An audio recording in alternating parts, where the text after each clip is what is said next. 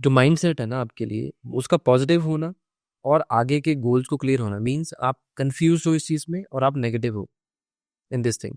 ये पहली चीज़ है। आप प्लेनेट को साइड पे छोड़ दो, आप थॉट प्रोसेस पहले पॉजिटिव करो, सबसे पहली चीज़। सेकेंड थिंग है, जब प्लेनेटरी कंडीशन पे अगर हम बात करते हैं, जो बंदा सारी उम्र मेहनत करता रहता है, पैसा बिल्कुल नहीं आता। हमारे 3 ग्रह इंपॉर्टेंटली होते हैं। एक जो लक हमारा रिस्पॉन्सिबल होता है वो, सेकंड होता है हमारा जो प्रोफेशनल लाइफ को दिखाता है वो, तीसरा होता है जो हमारा फ्रूट होता है, यानी कि जो पैसा आता है हमारे पास वो। अब इन तीनों चीज़ों को अगर प्लानिटरी कंडीशन पे समझना है तो Jupiter is your luck, Saturn is your profession and Venus is your money, fruit. अगर ये 3 ग्रह अगर आपकी कुंडली में, 3 प्लैनेट्स अगर आपकी कुंडली में केतु से खराब होते हैं, राहु से खराब हो जाते हैं, तो बाय डिफॉल्ट आप कुंडली में कितनी भी चीज़ें कर लो, अपनी लाइफ में कितनी भी चीज़ें कर लो, वो चीज़ें हमेशा खराब रहेंगी। आप उतना राइज नहीं कर पाओगे। ठीक है।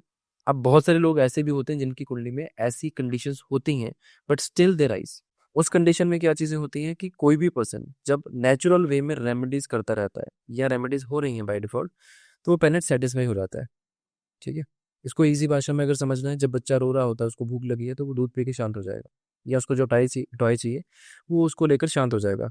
तो उसको और किसी चीज़ की क्रेविंग नहीं है। ग्रह जब खराब होता है आपके लिए, या तो वो आपके ऊपर इम्पेक्ट करेगा, या अपने जिस ग्रह को खराब कर रहा है उसके रिलेटिव पे करेगा, या उसकी चीज़ों पर करेगा, लेकिन आएगा तो ज़रूर, फॉर श्योर करेगा। ठीक है।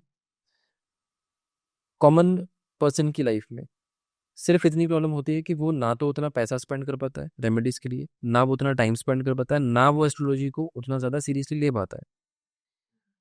अब दूसरे बंदे में डिफरेंस क्या चीज़ है, जैसे फॉर एग्जांपल मान लो कि कोई भी बंदा है जो बहुत अच्छा पैसा कमा रहा है, केतु की रेमेडी की बात कर लेते हैं। लेट्स से कोई भी पर्सन रेगुलर बेसिस पर स्ट्रे डॉग्स को फीड करता है, 100 कुत्तों को करता है, 200 कुत्तों को करता है, वो उसकी हैबिट है। या कोई अनाथ आश्रम में पैसे देता रहता है, या वहाँ पर डोनेट करता रहता है, ओल्ड एज होम में करता रहता है। ये रेमेडीज है।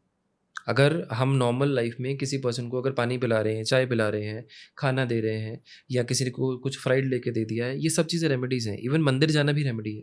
ओह, ओके, ओके, इवन मंदिर जाना भी रेमेडी है। ठीक है। तो ये सारी चीज़ें जब बाय डिफ़ॉल्ट आपकी लाइफ में होती रहती हैं, जो आपकी कुंडली सपोर्ट करती है, तब आपके ग्रह आपके अकॉर्डिंग काम करते हैं।